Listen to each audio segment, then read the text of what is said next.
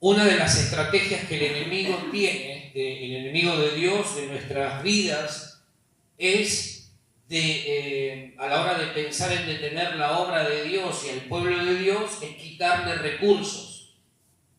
El enemigo de Dios tiene como estrategia para detener la obra y el avance del pueblo de Dios, tratar de que el pueblo de Dios no tenga recursos.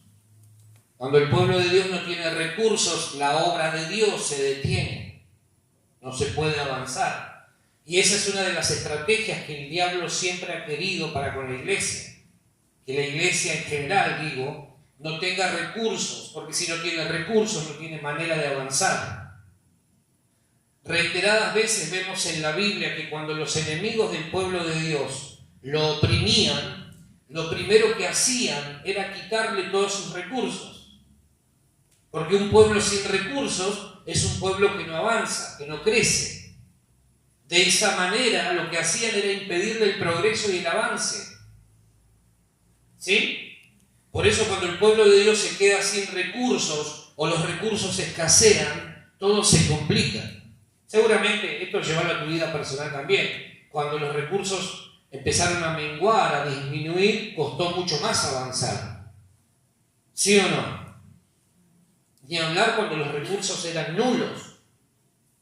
Entonces todo se complica cuando no hay recursos. Se hace más difícil poder avanzar en los objetivos y metas trazadas. Y nosotros tenemos que saber que esa es la estrategia número 1 o número 2, si querés, del enemigo de nuestra vida, del enemigo de la obra de Dios, para detener la obra de Dios. Que el pueblo de Dios, que la iglesia, nunca disponga de los recursos suficientes y necesarios para poder avanzar conforme a los planes de Dios. Vamos a Nehemías, capítulo 5. En este tiempo le estamos sacando bien el jugo a Nehemías, porque Nehemías es uno de los libros más extraordinarios en la Biblia. Hay 66 libros extraordinarios, pero Nehemías nos habla no solo de lo que tiene que ver con un proyecto, sino de cómo Dios obra en medio de esos proyectos. Nehemías capítulo 5, del 1 al 5, vamos a leer en principio estos primeros 5 versículos y vamos a ir descubriendo algunas cosas. Dice Nehemías 5, del 1 al 5. Entonces hubo gran clamor del pueblo y de sus mujeres contra sus hermanos judíos. Había quien decía: nosotros, nuestros hijos y nuestras hijas, somos muchos, por tanto hemos pedido prestado grano para comer y vivir. Y había quienes decían: hemos empeñado nuestras tierras, nuestras viñas y nuestras casas para comprar grano a causa del hambre. Y había quienes decían: hemos tomado prestado dinero para el tributo del rey sobre nuestras tierras y viñas. Ahora bien, nuestra carne es como la carne de nuestros hermanos, nuestros hijos como sus hijos. Y he aquí que nosotros dimos nuestros hijos y nuestras hijas a servidumbre, y algunas de nuestras hijas lo están ya, y no tenemos posibilidad de rescatarlas, porque nuestras tierras y nuestras viñas son de otros. Hasta ahí nomás. En estos versículos empezamos a ver algunos pequeños, grandes problemas que le fueron surgiendo a Nehemías mientras él estaba trabajando como líder al frente de todo este pueblo. Primer problema que le surge: comienzan las quejas. Comienzan las quejas. Versículo 1 dice: entonces hubo gran clamor del pueblo y de sus mujeres contra sus hermanos judíos. Comenzaron las quejas. Comenzaron las quejas. Hay otra traducción que dice: protestaron enérgicamente los tipos. O sea, protestaron con toda la furia y todas las ganas. Que sepan que estamos disconformes. Protestaron con mucha firmeza. Eso significa protestar enérgicamente. ¿Alguna vez protestaste así? Con bastante firmeza. con bastante descontento. Empezaron los problemas para Nehemías. Hasta ahora venía todo viento en popa. Bien, vamos avanzando. Pero ahora empezaron los problemas. Se empezaron a quejar. Estaban realmente indignados estos tipos. Y entonces levantaron la voz para hacerse escuchar. Que todos sepan que estamos disconformes. Qué raro que un cristiano, que un hijo de Dios se queje. Es rarísimo esto. ¿No? Ahora, ustedes saben por haberlo aprendido que cuando hay quejas prontamente van a comenzar a surgir las críticas. De la queja a la crítica estamos a nada. Y cuando hay crítica, habrá destinatarios de esas críticas. ¿Sí o no? Una cosa es quejarse de algo injusto. Es injusto esto. Y otra cosa es comenzar a buscar el culpable de eso que consideramos injusto. Entonces a la queja le vamos a sumar la crítica y vamos a buscar culpables de lo que está sucediendo. Eso despierta lo que en la Biblia conocemos como murmuración. Murmuración es lisa y llanamente hablar mal de alguien. ¿Hablar mal de quién? De alguien, de Pedrito, de Corchito, de Pepito, de Jorgito, de quien sea, pero es hablar mal de alguien, eso es murmuración. Y entonces, este pueblo que empieza con queja, está a nada de entrar en la murmuración. ¿Sí? Cuando el pueblo pensó que estar sin agua y comida en el desierto era algo injusto, automáticamente apuntaron los cañones ¿hacia qué? Hacia Moisés, y lo querían matar, y se quejaban y criticaban el liderazgo de Moisés. ¿Para qué? ¿Dios te usó para qué? ¿Para traernos a este lugar? ¿Para qué? ¿Para matarnos de hambre? ¿Por qué no nos dejaste en Egipto? Eso lo encontramos en el Éxodo, en el libro de Éxodo. Entonces aquí el riesgo era que la queja pasara a mayores y comenzaran a cuestionar prontamente el liderazgo de Nehemías. El pueblo empieza con queja. ¿Sí? Empezaron las quejas, hubo un gran clamor, dice el texto. ¿Por qué? Porque cuando las cosas no van bien, siempre hay un responsable. Yo no. Cuando las cosas no van del todo bien, siempre hay un responsable, menos yo. Así actuamos. ¿Sí o no? Cuando las cosas no van bien en el hogar, yo no soy responsable. Hay alguien que es responsable, pero yo no. Cuando las cosas en la economía no van bien, yo no soy responsable. Hay otros seguramente, pero yo no. Siempre está la necesidad de buscar al responsable del por qué es que las cosas no van bien o no salen como esperamos. Siempre alguien tiene que pagar los platos rotos. Si hay quejas es porque hay algo que se está generando ahí. El pueblo comenzó a protestar enérgicamente por causa de algunas situaciones que se estaban dando. Puntualmente te voy a mencionar una que te va a sonar muy conocida, quizá muy familiar. En el pueblo, en las familias que conformaban ese pueblo, había serios y profundos problemas económicos. Dentro de ese pueblo había, en las familias que conformaban ese pueblo, había serios y profundos problemas económicos. Mirá lo que dice desde el versículo 2 al 4.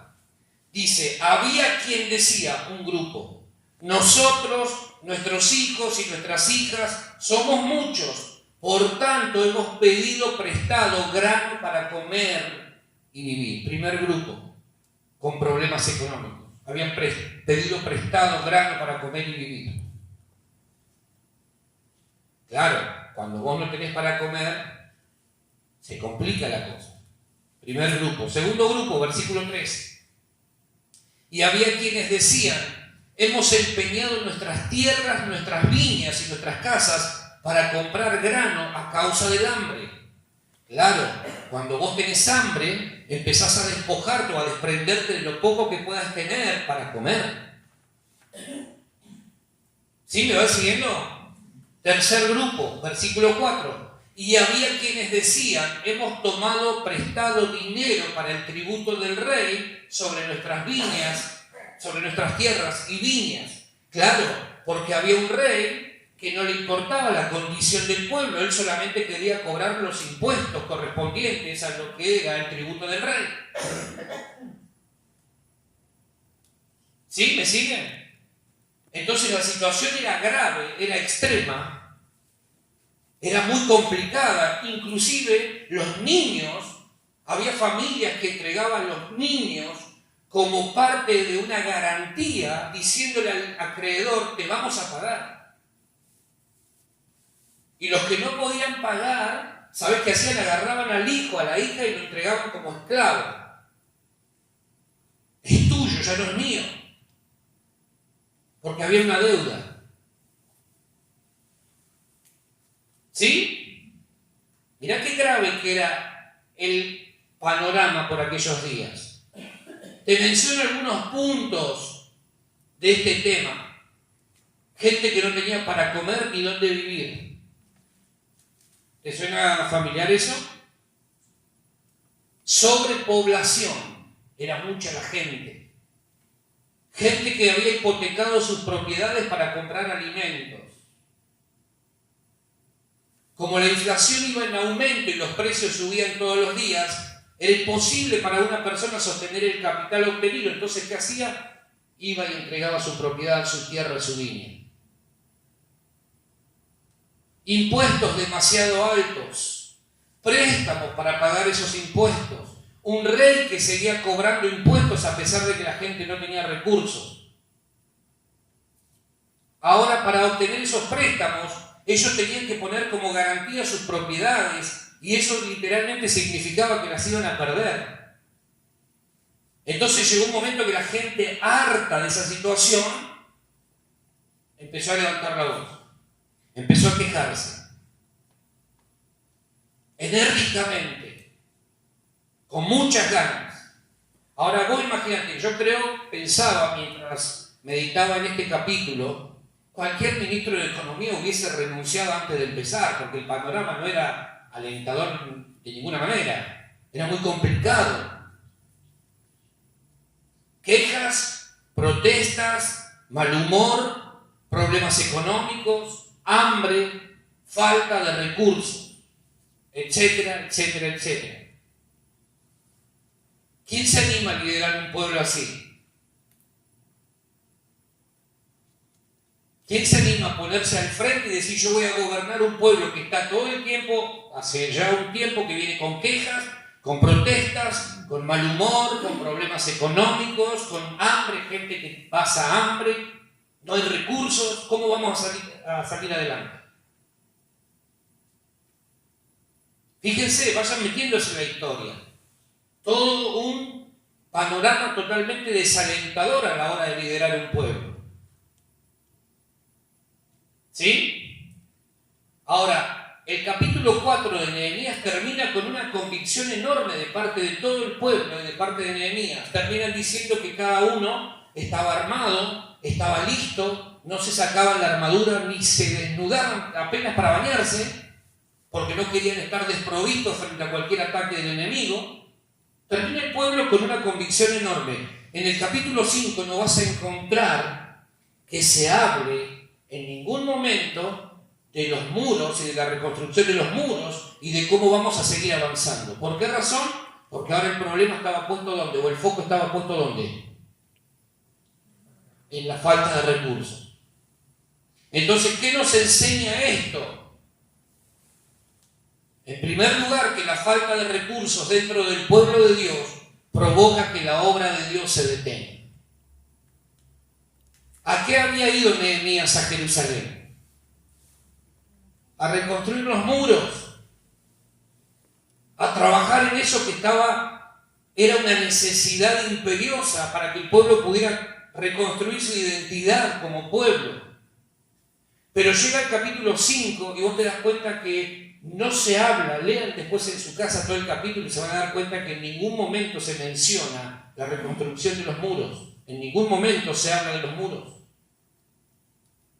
Ahora Nehemías tiene que empezar a atender un problema que no es que lo ignoró, pero él tenía claro, yo no vine a esto, yo vine en primera instancia a resolver lo otro.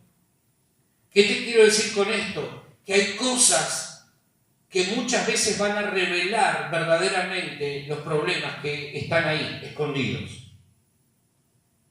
Que cuando vos y yo nos dispongamos a construir algo en nuestra vida, van a surgir problemas que quizás no los vimos de entrada, pero que se revelan, se manifiestan. Por ejemplo, la escasez y la falta de recursos de este pueblo. ¿Sí? En este capítulo 5 no se habla de los muros, ni hay mención a los grupos de trabajo, ni cómo se iban a distribuir para seguir avanzando. Nada de eso. En este punto la obra estaba detenida. Sin recursos no se puede avanzar. Y entonces, ¿qué sucede? Que la falta de recursos distrae a todos. Los distrae. ¿Qué estábamos haciendo? Los muros. Pero no podemos seguir, ahora tenemos que atender este problema. Cuando el pueblo de Dios se queda sin recursos, la obra automáticamente se detiene. Los problemas de dinero en las familias del pueblo de Dios afectan directamente a la obra de Dios. Tenemos que entenderlo de esa manera. Por eso en este capítulo no se habla de muros, se habla de problemas. Fíjense cómo cambia el escenario. Todo un pueblo entusiasmado en los primeros 4 capítulos, hablando de cómo iban a hacer con los muros, de cómo iban a lograr esto y cómo lo iban a llevar adelante, en cuánto tiempo y qué sé yo, cuántas cosas más. Y llega el capítulo 5 y las familias, el pueblo empieza a protestar enérgicamente. Y entonces los muros quedan ahí, no importa si se terminaron, no importa si falta pintar, no importa lo que falte. Ahora tenemos hambre, queremos comer. Ahora queremos enfocarnos en esto. Y entonces lo que era una visión queda postergada porque hay un problema más rápido y más urgente que atender. ¿Sí? ¿Me van siguiendo? ¿Cómo vas a hablarle de visiones y sueños a un pueblo endeudado? ¿Estás loco? No hay manera de que vos puedas atrapar la atención de un pueblo, de un grupo de personas, mediante la propuesta de un sueño, de una visión, cuando ellos no tienen para comer. Son muy pocos los que visionan oportunidades en medio de los problemas.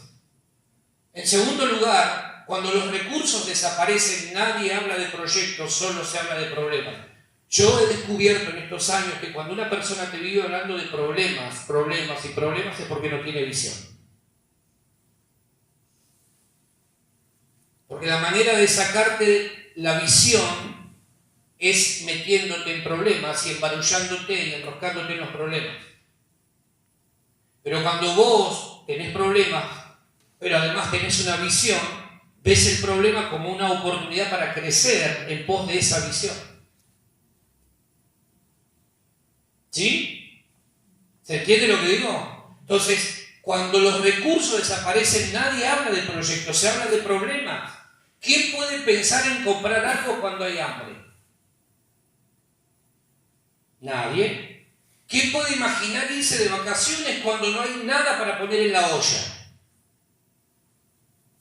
Nadie. ¿Quién puede pensar en ofrendar y diezmar como corresponde para sostener la obra cuando tiene miles de deudas que afrontar? Nadie. Nadie. Entonces, ¿qué sucede? La obra se detiene. Hasta acá llegamos. Hasta acá llegamos. ¿Por qué? Porque hay problemas, hay cosas que resolver.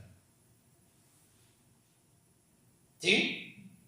La mayoría de nosotros solemos hablar de necesidades o de gastos. Generalmente cuando vamos a comprar algo, no decimos voy a invertir, decimos tengo que gastar tanto para tal cosa. ¿Sí o no? Porque hemos sido entrenados de esa manera. Ahora, imagínate si además hay otros problemas alrededor. ¿Quién puede pensar en objetivos, en metas y en proyectos? Nadie. Nadie. Por eso la gente, cuando empieza a tener problemas económicos, lo primero que hace es, bueno, voy a vender esto, voy a vender aquello, voy a vender esto, para tener un mango. Porque siente que el agua los va tapando juntamente. ¿Sí? ¿Se va entendiendo? Pero además de todo ese escenario, había otro fenómeno que acrecentaba el problema y el malestar. Versículo 1, capítulo 5, versículo 1. Dice, entonces hubo gran clamor del pueblo y de sus mujeres contra sus hermanos. ¿Qué? ¿Cómo es el tema acá? La queja o protesta del pueblo no era contra los samaritanos, contra los árabes o contra los enemigos.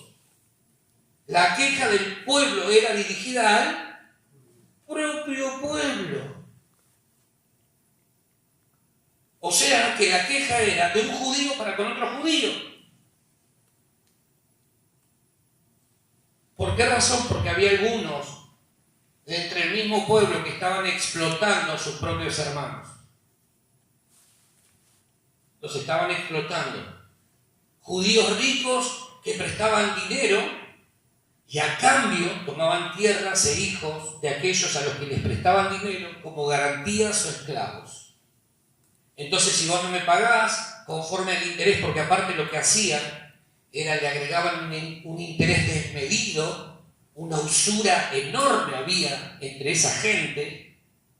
Entonces, si vos no pagás el préstamo, ellos tomaban la propiedad o alguno de tus hijos como garantía en principio o finalmente como esclavo. El hermano contra el hermano. El judío contra el judío. Los préstamos no eran ilegales, era una manera de satisfacer de alguna manera las necesidades que entre el pueblo iban surgiendo. De hecho, era algo legal. Lo incorrecto era los intereses que aplicaban. Totalmente exorbitantes, desmedidos. Ellos, por ser pueblo de Dios, tenían prohibido actuar como prestamistas, usureros. Lo tenían prohibido. ¿Por qué? Por el solo hecho de ser hermanos e integrar el mismo pueblo de Dios. Lo tenían prohibido. Entonces, ¿qué hace Dios? Sabiendo que era una posibilidad que se olvidaran esto, estableció en Levítico 25 lo que se denominó el año del jubileo, no del jubilado. El año del jubileo. ¿Qué significaba ese año? La intención de Dios era equilibrar el sistema económico. ¿Sí? Evitando que los ricos se enriquecieran cada vez más a costa de los pobres. Entonces, durante ese año, todas las deudas debían ser perdonadas. Todas las tierras restauradas a sus dueños originales y todos los servidores o esclavos tenían que ser liberados. ¿A qué vino Cristo? A perdonar todas nuestras deudas, a devolvernos lo que perdimos en el Edén y a liberarnos para siempre de la esclavitud del pecado. Eso significa el año del jubileo. Es el tiempo de Cristo para nosotros hoy. ¿Sí? Pero además, fíjense, el año del jubileo era, tenés deuda, alguien te debe, perdonar todas las deudas. Padre nuestro que estás en los cielos. Y perdona todas nuestras deudas, así como nosotros perdonamos a nuestros deudores. Tan simple como eso, pero estos no lo entendían. Ahora, yo quiero decirte esto. Dios tiene una atención especial sobre los pobres de la tierra.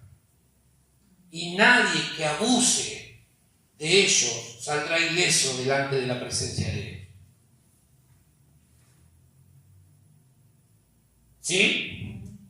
Cuidado con eso. Versículo 6, mirá lo que dice. Siempre estamos en Nehemías capítulo 5.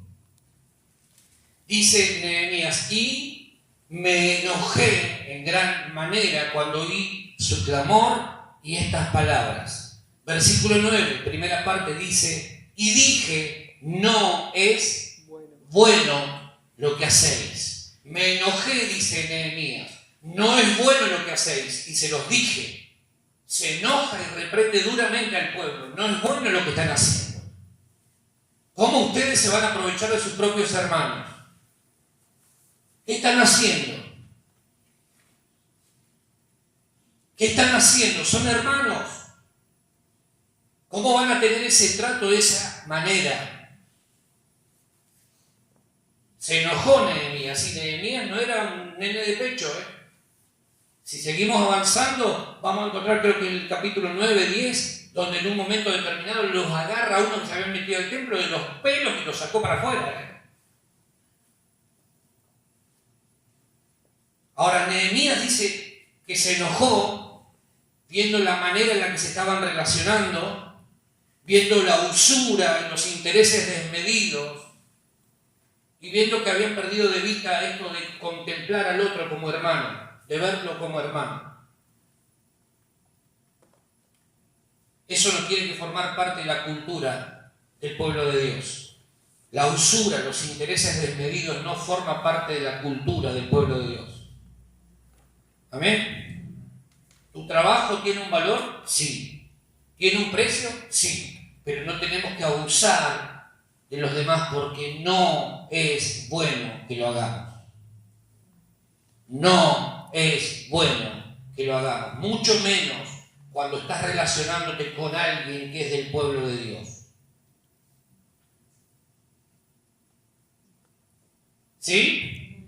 Cobrar y pagar lo que es justo. Cobrar y pagar lo que es justo. Pero no abusemos de nadie. Mucho menos en la relación entre hermanos. En tercer lugar, muchos de los que empezaron a tener dificultades económicas fueron aquellos que estaban abocados al trabajo en el muro. ¿Me van siguiendo hasta acá? Muchas de esas personas que empezaron a tener dificultades económicas fueron los que estaban involucrados en la construcción del muro. La pregunta es, ¿quién iba a proveerle a esos trabajadores para las necesidades? ¿Quién les iba a proveer? ¿Quién les iba a dar de comer? ¿Quién se iba a hacer cargo de sus familias? ¿Quién se hace cargo de aquel que trabaja en la obra de Dios?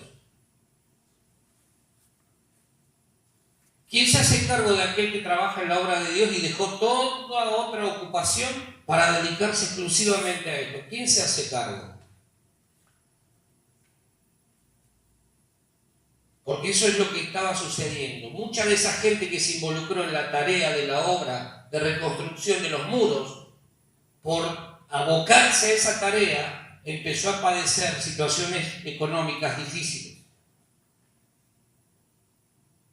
Cuando una persona decide dedicarse a la obra por completo y decide que esa sea su forma de proveer para sus necesidades y las de su familia, tristemente tendrá que acostumbrarse a no generar muchos recursos. ¿Sabes por qué?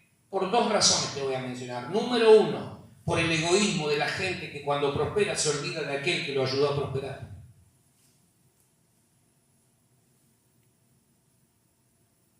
Mucha gente se olvida de que llegaron en un momento determinado en crisis y cuando prosperó se olvida de aquel que los ayudó a prosperar. Egoísmo. En segundo lugar, problemas económicos que el pueblo arrastra e impiden que el trabajador de la obra pueda ser recompensado como corresponde. Si alguien se endeuda, deja de ofrendar y diezmar rápidamente. Porque dice, no, primero tengo que satisfacer las necesidades de mi familia, de mi casa. ¿Sí o no? Y el problema está en que, o el problema no es lo que gana, sino cómo administra. Yo tengo muy buena memoria, siempre tengo, gracias a Dios, todavía buena memoria. Y agradezco eso. Tengo fotos grabadas acá en mi chip interno de personas a las que nosotros en momentos críticos fuimos a visitar, fuimos a ver, no tenían muchos de ellos para comer.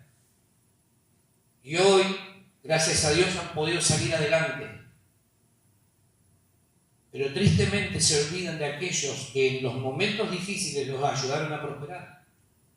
Hoy no están sentados en este lugar, por ejemplo, porque creen que ya está, porque ya salí de mi problema, porque ahora sí respiro. Pero te estás olvidando de aquellos que en los momentos críticos te tendieron la mano para que no te ahogaras. El problema no es lo que gana, sino cómo administra. Gente que administraba mal lo que le ingresaba y durante tiempo largo no se pudo ir ni de vacaciones ni pudo cambiar el auto. Cosas re triviales.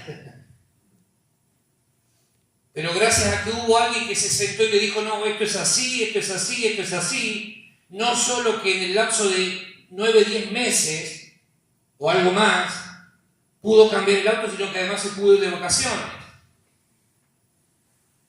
Y yo no lo veo hoy sentado acá diciendo gracias a Dios, gracias pastor, gracias pastora, porque me acompañaron en un momento donde yo no sabía para qué lado correr. Matrimonios que se hubiesen disuelto de no haber sido por la intervención nuestra. Somos simples elementos en las manos de Dios, nada más. Pero hay una sabiduría y hay gracia que Dios derrama en medio de esos conflictos para asistir en medio de la necesidad.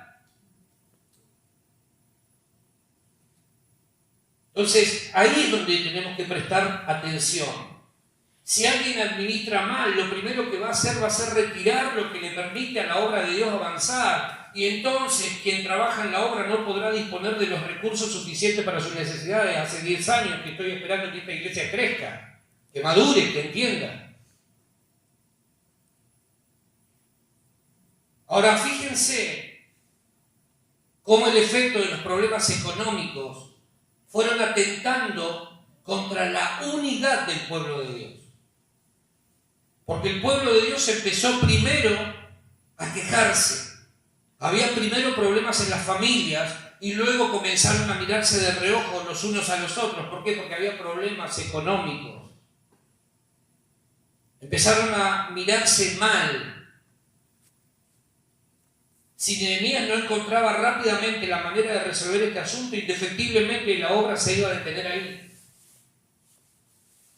Se iba a detener ahí, sin necesidad de que el enemigo interviniese. No iba a hacer falta diablo, no iba a hacer falta enemigo, no iba a hacer falta ninguna clase de adversario para que la obra se detenga. Cuando mal administramos, cuando hacemos mal las cosas, no hace falta diablo. Estamos ayudando a que Él descanse mientras nosotros solitos nos embarramos la cancha. Necesitamos entender que el dinero también es espiritual. Y la manera en que lo usemos determinará si la obra de Dios crece y avanza o se estanca por largos años. ¿Amén? ¿Se va entendiendo? En cuarto lugar, rara vez los problemas de dinero son problemas de dinero. Algunos piensan que los problemas económicos y el mal humor que les genera tener problemas económicos se van a resolver si ellos ganaran más dinero, si ganan un poco más. Error. Error. Quizá hasta la crisis o el problema se profundice. Tu mal humor se puede profundizar si ganas más inclusive. Porque rara vez los problemas de dinero son problemas de dinero. Si una persona gana más dinero sin antes haber aprendido a manejarlo correctamente, mayores problemas va a enfrentar. ¿Por qué razón? Porque el dinero, grabate esto, el dinero es una cuestión de carácter y del corazón. El dinero es una cuestión de carácter y del corazón. ¿Sabés lo que hace Dios cuando quiere probarte? Cuando quiere probar tu corazón y quiere probar tu carácter, te da dinero. Te da dinero. Parábola de los talentos. Cuando Dios quiere probarte, te da dinero. A ver qué haces. A ver dónde están tus prioridades. A ver dónde está tu corazón. A ver qué tan buen administrador somos. O sos. Soy. Cuando Dios nos quiere probar, lo primero que hace Dios es darnos recursos. Entonces Dios dice, a ver, si puede con eso, va a poder con más. Si puede con eso, entonces será una persona confiable. Hace unos días, esta semana fue 3-4 días atrás, leía la historia del futbolista Jonathan Gómez. No sé si vieron la historia. Un muchacho que jugó en Racing, creo que ahora estaba en Rosario, en Sarmiento de Junín. 36 años tiene el muchacho, ya está casi retirado del fútbol. Se supone que un futbolista, los que más ganan, tienen la vida resuelta hasta 2-3 generaciones. Uno.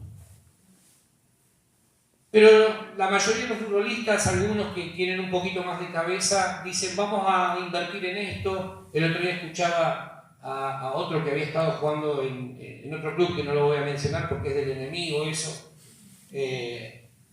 Pero hice unos negocios y qué sé yo, y me está yendo bien. Buenísimo.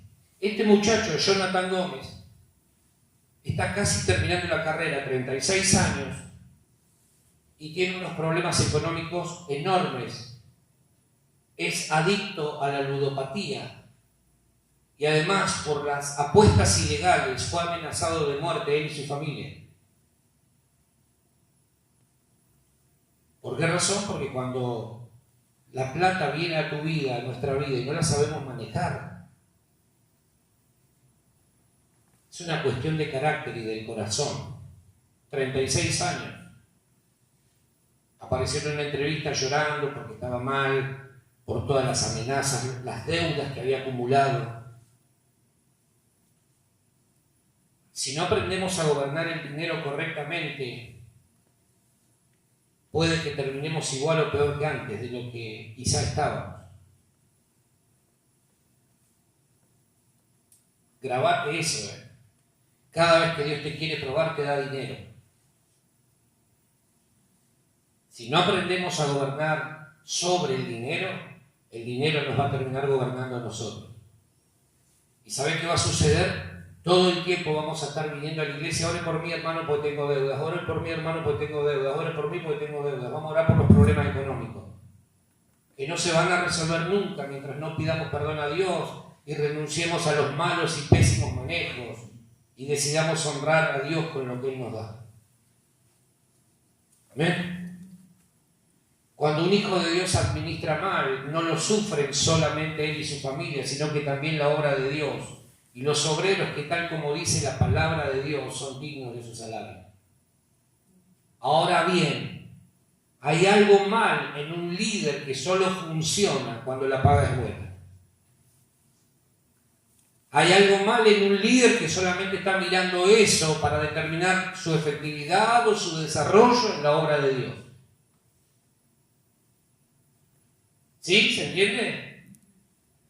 Estos problemas, todos estos problemas que te acabo de mencionar, no aparecieron con la construcción del muro, simplemente fueron revelados.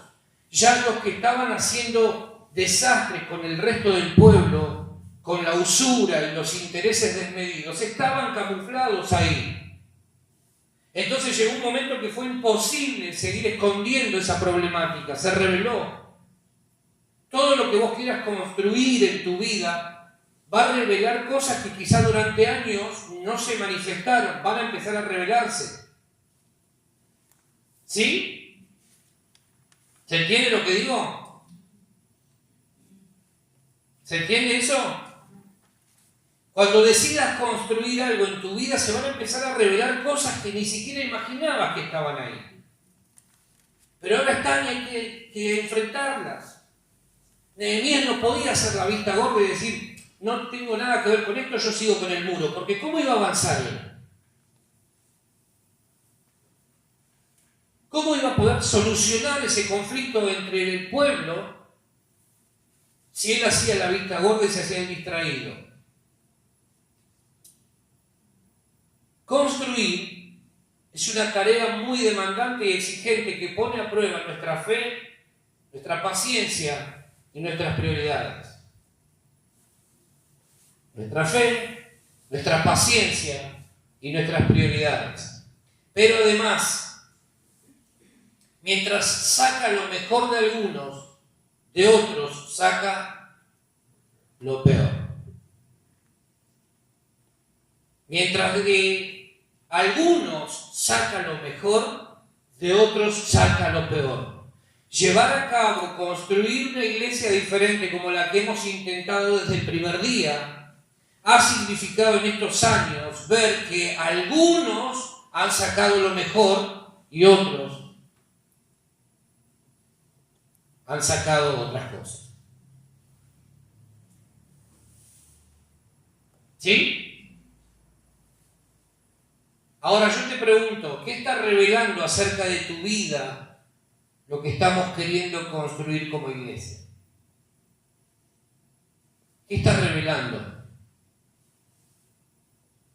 Cuando hablo de construir no estoy hablando que se entienda, es una figura. No estoy hablando de que estamos construyendo un templo, no. La idea que tenemos de iglesia, hacia dónde queremos ir, ¿qué está revelando de cada uno de nosotros?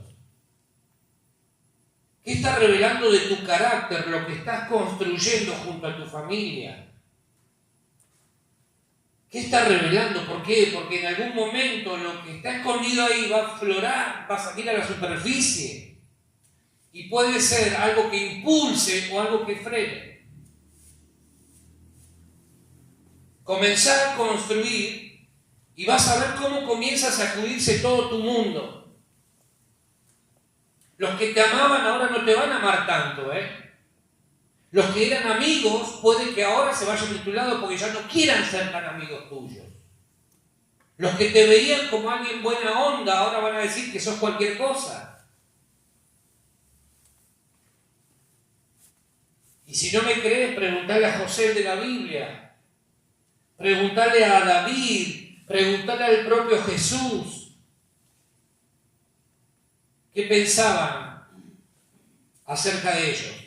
Noé era el mejor vecino del barrio, hasta que se le ocurrió decir que Dios le había ordenado construir un arca enorme para salvar a la humanidad, y entonces ahí comenzaron las burlas y los malos tratos de quienes antes lo consideraban un buen y gran vecino, un gran hombre de Dios, un gran compañero de trabajo, etcétera, etcétera, etcétera. Comenzar a construir algo diferente. ¿Y sabes cómo se te van a levantar en contra? Que van a decir, estás loco, que vos no tenés idea, que vos sos cualquier cosa, tantas cosas. Empezá a construir, te vas a dar cuenta. Algunos se van a transformar, se van a levantar en contra tuyo. Pero otros van a ponerse a la par tuya y van a trabajar con vos. Amén. Versículo 6 dice, y me enojé en gran manera cuando oí su clamor y estas palabras. Dos cosas lo enojaron a Nehemías. Número 1, se enojó porque este problema económico en el pueblo fue provocado por la avaricia. Lo enoja la avaricia. ¿Cómo puede ser que haya gente que piense solo en sí misma y no piense en el resto de sus hermanos? ¿Cómo puede ser que haya gente tan egoísta que lo único que mire sea su propio corazón, su propio bolsillo y no esté pensando en el resto de sus hermanos? ¿Cómo? Eso lo enoja a Nehemías. En segundo lugar, lo enoja este problema porque estaba dividiendo al pueblo. Este problema estaba dividiendo al pueblo, estaba atentando contra la unidad del pueblo. Y entonces, ¿qué hace Nehemías? Versículo 7, mirá lo que dice. Entonces lo medité y reprendí a los nobles y a los oficiales y les dije, ¿exigís interés cada uno a vuestros hermanos? Y convoqué contra ellos una gran asamblea. ¿Sabés que la traducción de la palabra eclesía en griego significa asamblea? Eclesía es la traducción de iglesia.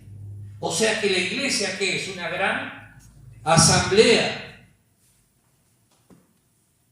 Entonces lo que hizo Nehemías acá fue convocar al pueblo a una gran reunión, convocó a lo que podríamos decir hoy, que es la iglesia.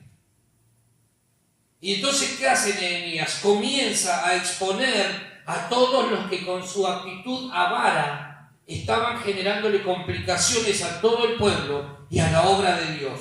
Realiza una gran asamblea para confrontar a estos que estaban dividiendo y generando malestar entre el pueblo. Ahora vos imagínate esto, yo te llevo a este escenario. Imagínate que nosotros decimos el lunes, mañana a las 20 horas, nos vamos a reunir en este lugar, vamos a convocar a toda la creyentada nuestra, a los creyentes, y vamos a exponer a los que están generándole complicaciones a la obra de Dios y al pueblo de Dios. Y vamos a poner acá en la pantalla nombre por nombre. ¡Pa, pa, pa!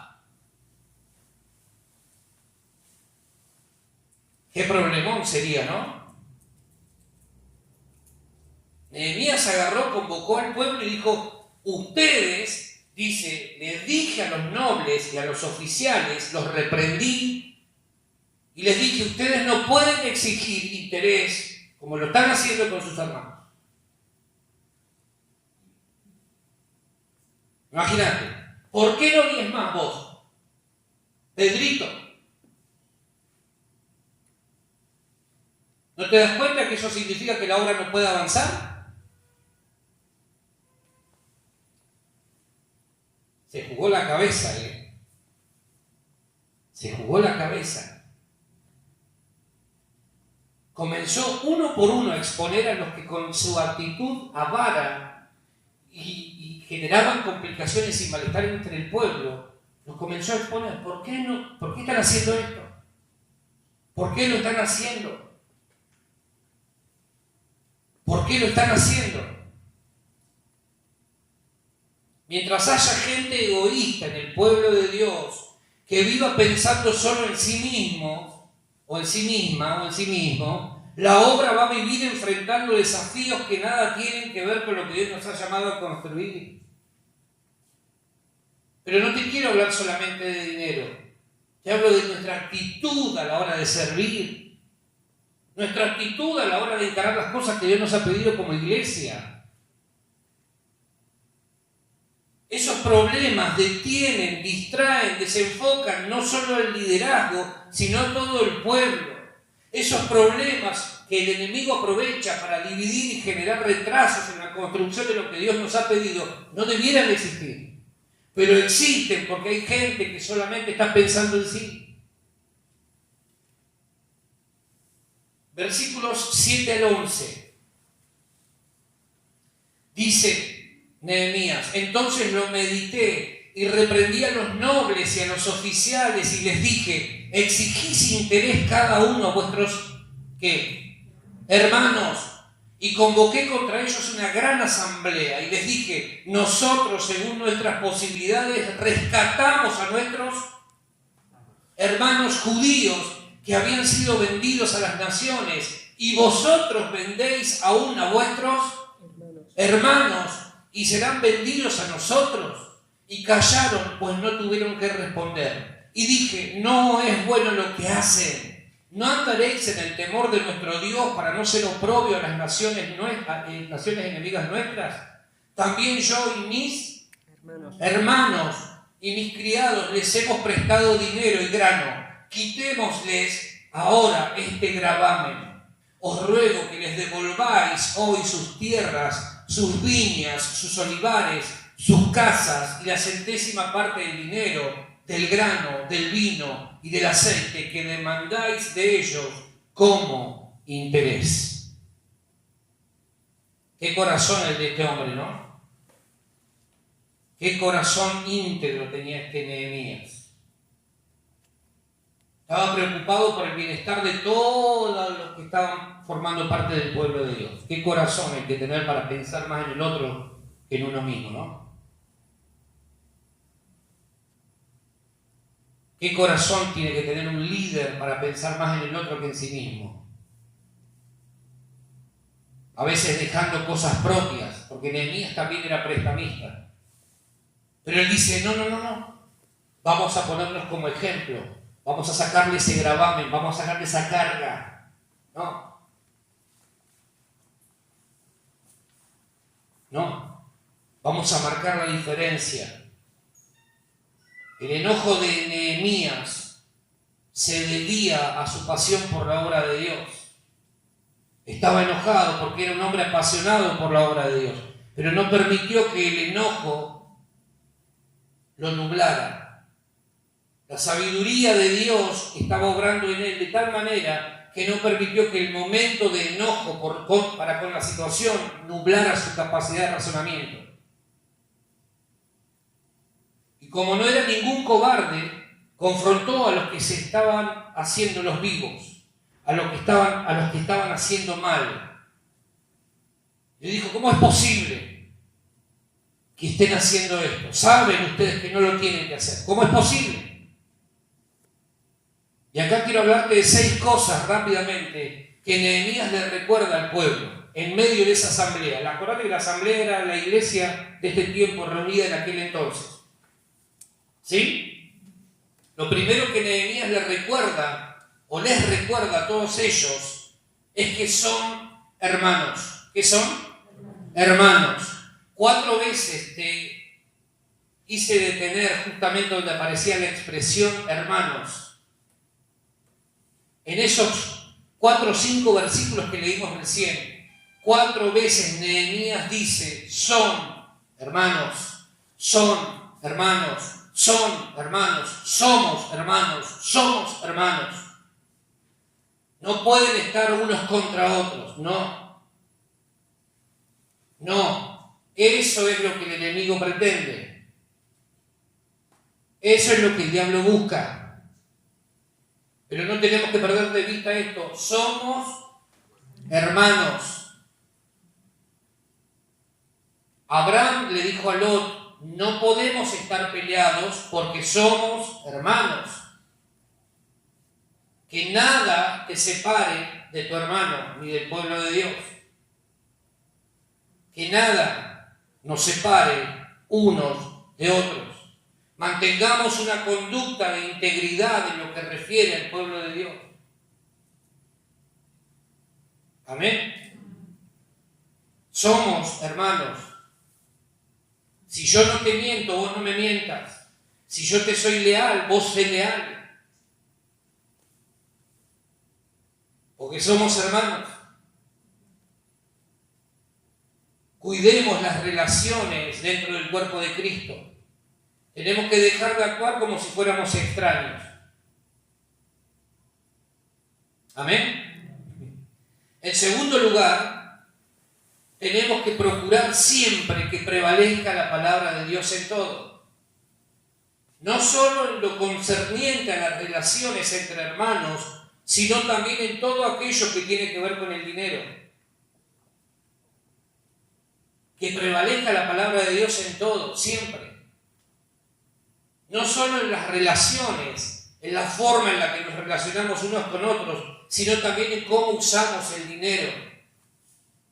Por la ley, esta gente sabía que tenían que manejarse y cómo respecto al dinero y los negocios. Ellos sabían: no implementen usuras ni intereses desmedidos, porque Dios no va a favor de eso.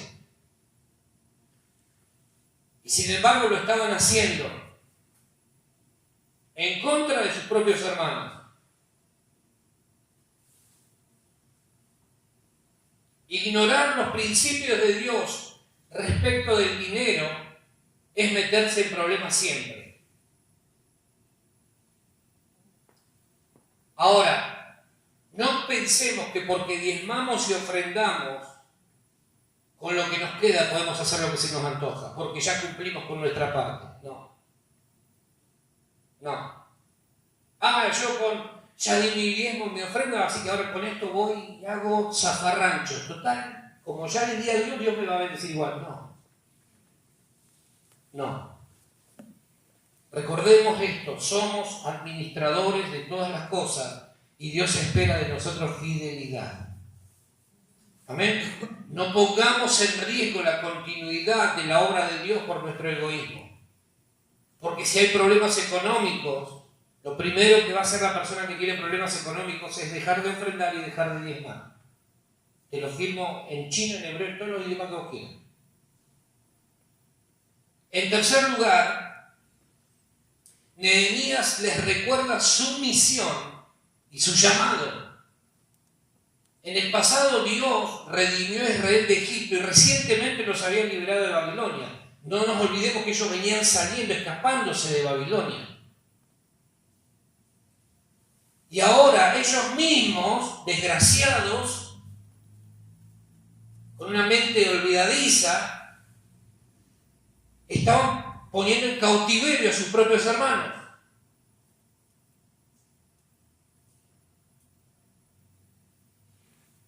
Ellos mismos estaban poniendo como esclavos, tomando como esclavos a sus propios hermanos.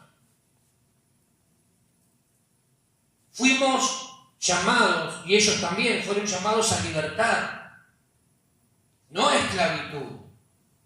Si Dios nos libera de algo, no es para que nos volvamos a esclavizar a través de otra cosa. ¿Se entiende lo que digo? Entonces Dios nos llamó a libertad, no a esclavitud. Y de igual manera los había llamado a ellos. Entonces Nehemías viene y le dice, ¿qué están haciendo? ¿A ustedes les fue grato estar viviendo como esclavos? No. ¿Y por qué ustedes lo hacen con sus hermanos? ¿Por qué ustedes se toman el atrevimiento de pasar por alto lo que Dios hizo con ustedes? No perdamos de vista esto, fuimos llamados a libertad, no a esclavitud. Pablo dice, estén firmes en la libertad con la que Cristo los hizo libres y no se vuelvan a esclavizar. No te esclavices con nada. Viví en la libertad del Espíritu. ¿Amén? Número 4. El testimonio. El testimonio de Israel era, Dios nos llamó a ser luz para los gentiles. Dios nos llamó a alumbrar donde hay tinieblas. Pero la conducta ahora estaba reflejando otra cosa. Entonces las naciones vecinas, naciones paganas e inconversas, iban a decir, mirá lo que están haciendo esto.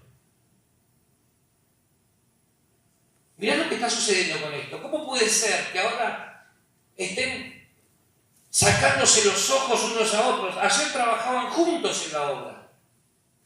Ayer estaban construyendo juntos, edificando, hablando el mismo idioma y ahora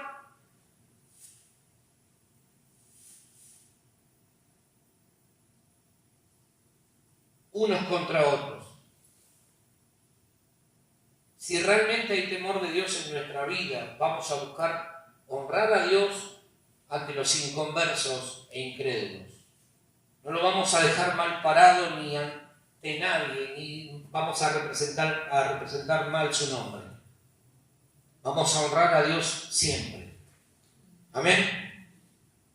Pablo dice, ¿osa alguno de vosotros cuando tiene algo contra otro ir a juicio delante de los injustos y no delante de los santos? ¿O no sabéis que los santos han de juzgar el mundo, al mundo? Y si el mundo ha de ser juzgado por vosotros, ¿sois indignos de juzgar cosas muy pequeñas? ¿O no sabéis que hemos de juzgar a los ángeles? ¿Cuánto más las cosas de esta vida?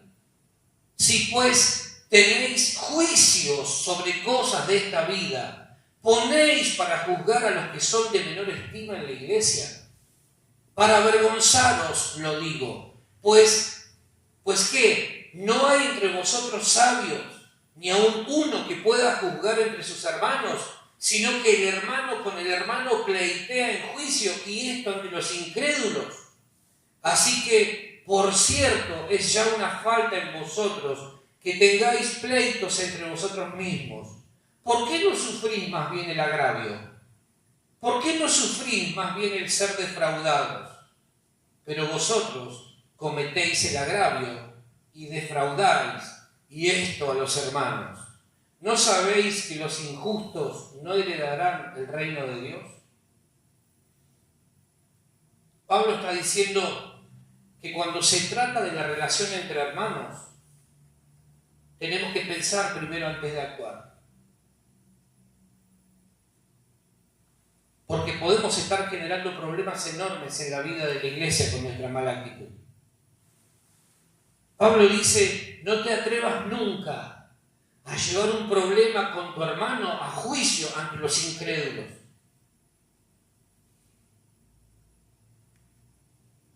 Cuando nosotros nos vinimos de Buenos Aires, había gente, hermanos, hermanitos y hermanastros, que alentaban que yo le hiciera juicio a la iglesia donde habíamos estado ese tiempo. Hacerle juicio, me decían, hacerle juicio, te cago con la iglesia, con el templo.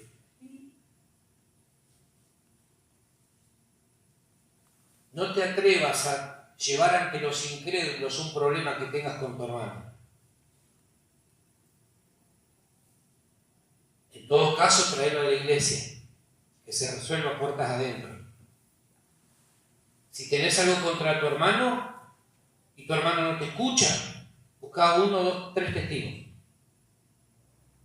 Y si no escucha a los testigos, llévalo ante la iglesia. Y si no escucha a la iglesia, dice Tito, tenelo por gentil y publicano, porque el tal se ha corrompido. Pero no te atrevas a llevar un problema que tengas con alguno de tus hermanos a juicio ante los inconversos. Eso es lo que está diciendo Pablo. Es mejor que sufras el agravio, la ofensa, el ser defraudado, pero no salgas a buscar afuera lo que se tiene que resolver puertas adentro. ¿Amén? ¿Tenés algo con algún hermano? Si hay madurez se va a resolver. Y si hay inmadurez, bueno, busquen a alguien, dice, ¿no hay uno sabio entre ustedes que pueda mediar? Eso es lo que Nehemías quiere cuidar. No podemos darle de comer a las naciones enemigas, paganas, porque no está en juego el nombre de ustedes, está en juego el nombre de Dios. Amén. Cuidemos las relaciones con nuestros hermanos, no seamos inmaduros, no rompamos aquello que Dios nos ha mandado a cuidar y a guardar, y para con los de afuera, con los no creyentes, seamos luz. Por eso Nehemías se enoja y le llama la atención a esta gente. Dice, ¿qué están haciendo? ¿Por qué se tratan así entre hermanos? ¿Qué están haciendo? ¿No se dan cuenta que los gentiles nos están mirando?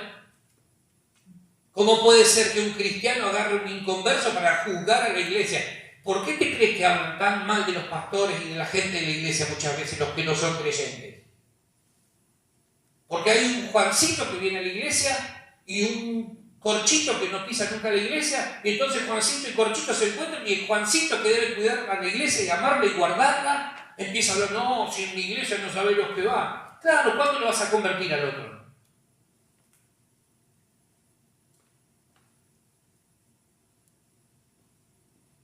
El nombre de Dios es deshonrado.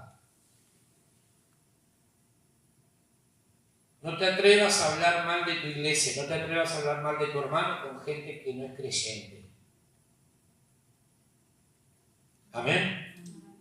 Número 5, ya terminamos. Practicar lo que esperás ver en otros. Practicar lo que esperás ver en otros. Nehemías no era un hipócrita. Nehemías no era de aquellos que dicen, pero no hacen. Él no decía, haz lo que yo digo, pero no lo que yo hago. Él practicaba lo que predicaba. Si hablaba de perdonar, era el primero en la fila para perdonar, para pedir perdón. Si hablaba de leer las Escrituras, era el primero a la hora de hacerlo. Si decía que había que orar, era el primero en hacerlo. Lo que decía, lo hacía. Lo que decía, lo hacía. Si vos querés ver algo en el otro, no le digas lo que tiene que hacer. Mostrarle con tu ejemplo lo que esperás ver en él. Yo quiero que mi familia congregue, perfecto, que tengo que ser el primero. Tengo que ser el primero, porque si yo no quiero venir a la iglesia, ¿cuándo va a querer venir mi familia? Nunca. Si yo le quiero decir a mis hijos, les quiero tirar el tiro por elevación para que ellos lean la Biblia, me tienen que ver a mí leer la Biblia. Pero si no me ven a agarrar la Biblia a mí, ¿cómo ellos van a inspirarse?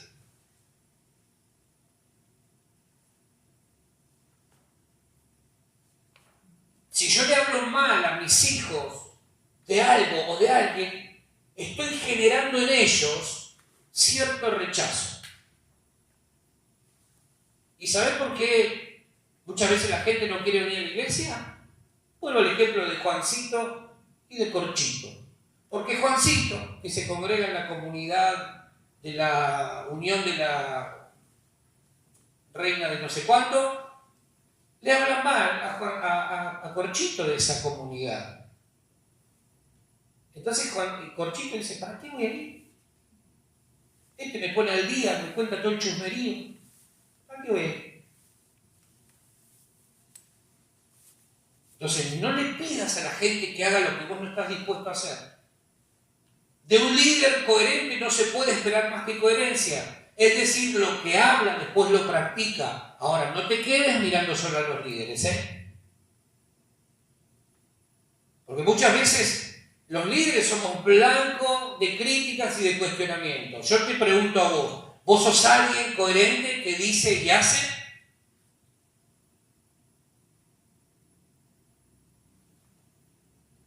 ¿Somos coherentes o somos actores de la fe? Nehemías fue un ejemplo, un buen ejemplo de cómo debe comportarse un buen líder y un buen creyente.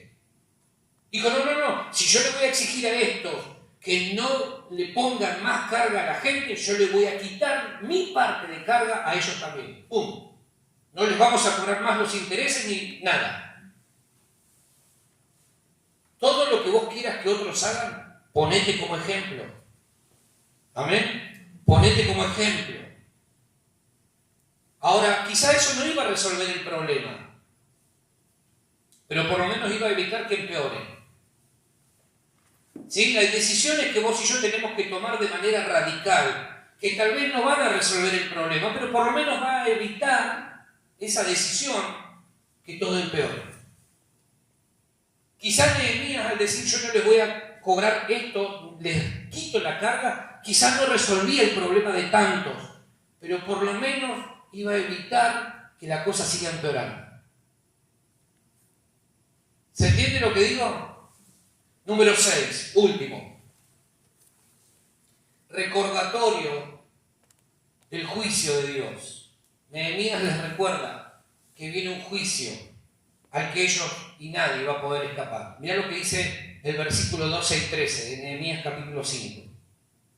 Dice, y dijeron los expuestos en esa gran asamblea, lo devolveremos, Nehemías, y nada les demandaremos, haremos así como tú dices. Entonces convoqué a los sacerdotes y les hice jurar que harían conforme a esto. Además, sacudí mi vestido y dije, así sacuda Dios de su casa y de su trabajo a todo hombre que no cumpliere esto, y así sea sacudido y vacío.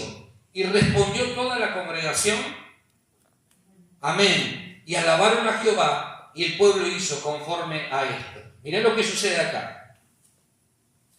Nehemías agarra, los expone a los tipos estos que estaban generando problemas económicos y malestar entre el pueblo, y les dice, ustedes no pueden hacer esto. Entonces, ¿qué hacen los prescamistas? Prometen obedecer. Prometen obedecer. Pero Nehemías, como sabe que el ser humano tiende a olvidarse de ciertas cosas, dice, perfecto, buenísimo, me alegro por ustedes, pero vamos a hacer algo más. Vamos a juramentar, vamos a sellar esto con un juramento. Vengan los sacerdotes, llamó a los sacerdotes del pueblo, se pusieron ahí en fila, no sé cómo lo habrán hecho. Vengan ustedes que son los que están armando lío acá. Pero uno por uno se comprometieron y se juramentaron ante los sacerdotes que iban a cumplir con lo que Nehemías les había pedido y con lo que ellos habían dicho, sí, es verdad, lo vamos a hacer. Número 1. Dos cosas que te quiero mencionar. Ellos dijeron, lo devolveremos y nada les demandaremos. Eso habla de un espíritu y de un corazón dispuesto a recibir la corrección. Es verdad, Nehemías, tenés razón. Estamos haciendo las cosas mal. Es verdad, Nehemías, estamos haciendo desastres. Sabemos que no lo tenemos que hacer, pero lo estamos haciendo, es verdad. Eso habla de un corazón dispuesto a recibir la corrección. Lo admitieron, lo estamos haciendo mal. Y cuando Nehemías los confrontó, ellos no empezaron a argumentar ni a levantar excusas. Dijeron, es verdad, lo estamos haciendo mal. Nos comprometemos a cambiar esto, a quitar esto de nuestra vida. Lo vamos a hacer como vos lo estás diciendo. Ahora, ¿cuánta gente realmente dentro del pueblo de Dios está dispuesta a recibir la corrección? ¿Cuánta gente realmente tiene un corazón dispuesto a recibir la corrección? Es verdad, es como usted dice, tengo que cambiar esto.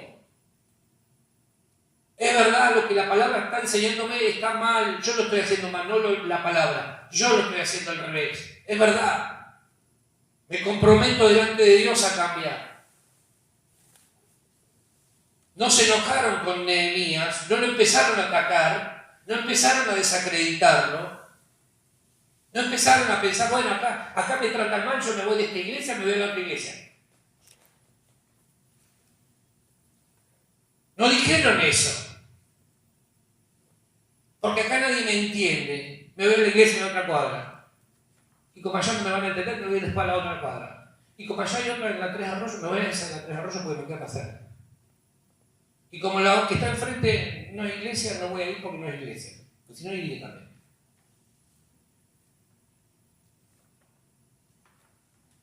Corrección. Aceptaron la corrección. ¿Cuánto respeto hay en esa declaración? Es verdad, Nehemías, lo estamos haciendo mal. Lo vamos a empezar a hacer así como lo estás diciendo vos. ¿Cuánto respeto encuentro en esa declaración? ¿Cuánto reconocimiento en esa expresión? ¿Cuánto valoramos la palabra de nuestro líder, de aquel que nos lidera espiritualmente? ¿Cuánto valora la iglesia la palabra de autoridad de su líder? ¿Qué peso se le da? Ahora estos tipos, cuando fueron expuestos, no se enojaron con Nehemías, Dijeron, es verdad, tenés razón. Tenés razón. Lo estamos haciendo mal. Yo me he dado cuenta que una iglesia que crece es aquella que valora, respeta y honra la figura pastoral.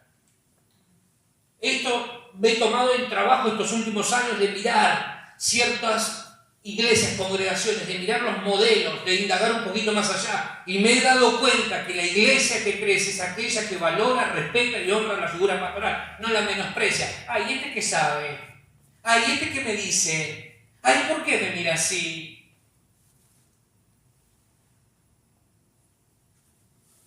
Iglesia que respeta a su pastor es una iglesia que crece.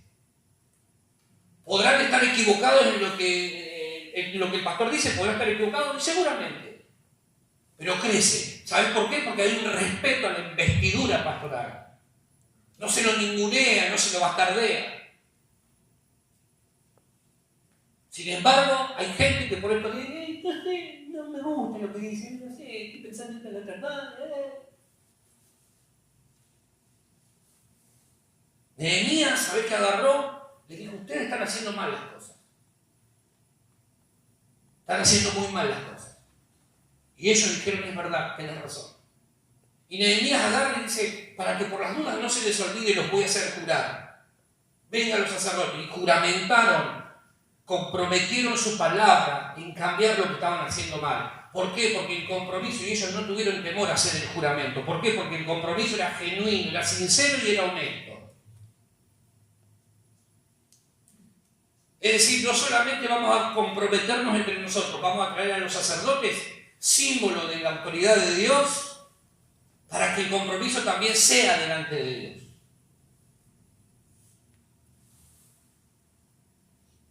Eclesiastés 5, 4 y 5, te lo parafraseo, dice de esta manera: Dios no tiene placer en los tontos. Dios no se complace en los insensatos, dijo Salomón. Cuando le prometas algo a Dios, mejor es que cumplas y rápidamente. No esperes que Dios se agrade de nuestra vida, o de tu vida, de la mía, si no cumplimos nuestras promesas, porque Dios no se complace, Dios no tiene placer en los tontos. Eso es lo que dijo Salomón. Si vos le prometés algo a Dios, más vale que cumplas. ¿Cuánta gente le ha prometido cosas a Dios? Dios, si vos me das esto, yo te prometo que. Dios, si vos haces esto, si vos me sanás, si vos me abrís esta puerta, yo te prometo que Dios todavía a lo mejor está esperando. Pregunto, pienso. Señor, si vos me prosperás en esto, yo te prometo que. Y quizás Dios todavía sigue diciendo, ¿para cuándo? ¿Para cuándo? ¿Para cuándo lo que me prometiste aquella vez? ¿Para cuándo tu compromiso que todavía sigue pendiente acá en mi computadora celestial? Si me permitís alcanzar esto, Señor, yo te prometo que te voy a servir. Si me sanás, te prometo que voy a servirte siempre. Si me permitís alcanzar este objetivo, te juro, Señor, y te perjuro que yo te voy a dar el 50% de lo que me corresponde. ¡Aleluya! Te agarré la chiripiorca por la boca. Y, dice Dios, la reunión, la gran asamblea termina con 3 acciones que ocurren ahí. Número 1, Nehemías sacude su vestido. ¿Sabés lo que está diciendo Nehemías cuando sacude su vestido? Está diciendo, viene juicio de Dios para aquellos que no cumplan con lo que Dios les está pidiendo, con lo que se han comprometido. En segundo lugar, dice que toda la congregación dijo amén. Eso significa así sea, pero también habla de que toda la congregación estaba de acuerdo en lo pactado. Toda la congregación le dijo a Nehemías, estamos de acuerdo, que Dios haga todo lo que ha dicho por medio de tu boca. Y en tercer lugar, la congregación terminó alabando al Señor por ese momento. O sea, ¿qué te quiero decir con esto? Que el problema que se había suscitado fue la excusa que Dios usó, que Nehemías usó, para que ese pueblo comenzara a reconocer a Dios en todos sus caminos. Si estaban en problemas económicos, si estaban en problemas como los que habían tenido, era porque se habían olvidado de Dios. Entonces Dios usó todo eso para llevarlos nuevamente a enfocarse en Él. Pónganme a mí en el centro. No quiero ser una prioridad, quiero ser el centro. Amén. Antes de continuar avanzando, Dios necesita ordenar todo lo que esté mal en nuestra vida respecto a esto que hemos hablado este día. Porque de lo contrario, va a ser un obstáculo para seguir avanzando. Por eso oro a Dios para que Dios nos haga responsables.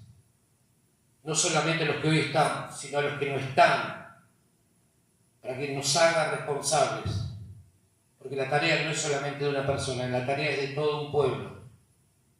Que además tiene que entender que hay un montón de gente afuera esperando que nos determinemos a hacer lo que tenemos que hacer. Amén. Antes de continuar necesitamos ordenar lo que está mal. ¿Sí? Nos ponemos de pie, por favor.